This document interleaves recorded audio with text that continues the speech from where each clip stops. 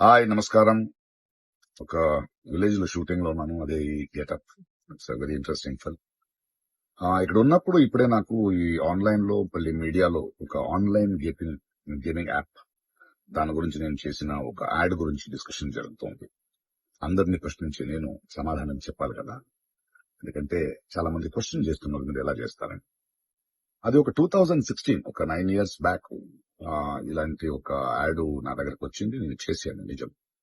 ఆ తర్వాత కొన్ని నెలల్లోనే అది తప్పని నాకు అర్థమైంది. వాళ్ళు మళ్ళీ 2017లో దాన్ని ఎక్స్టెండ్ చేస్తానంటే, లేదండి ఇది తప్పు, తెలియక చేసేసాను. బట్ చేసేసాను కాబట్టి అగ్రిమెంట్, మీరు దాన్ని రిలీజ్ చేసి తీరాలి. బట్ 2017 నుంచి మీరు వాడకూడదు, నేను రాను అని చెప్పేసి. దాని తర్వాత అలాంటి ఏ గేమింగ్ యాప్స్ నేను చేయలేదు.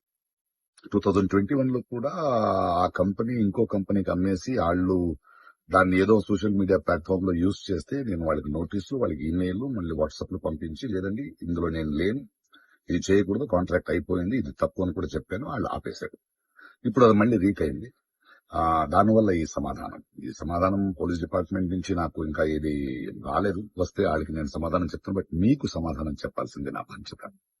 So 2017, 9 years back for 1 year contract నేను చేసింది నిజం. అది తెలిసిన తర్వాత దాన్ని ఆపింది నిజం. ఆ తర్వాత నేను చేయలేదు అనేది కూడా నిజం. ఈ మాట మీకు చెప్తున్నాను. ఇంకో విషయం, దయచేసి యంగ్స్టర్స్, ఇలాంటి గేమింగ్ యాప్ అది ఒక వ్యసనం. ప్లీజ్ మీ జీవితాన్ని కోల్పోండి. Thank you.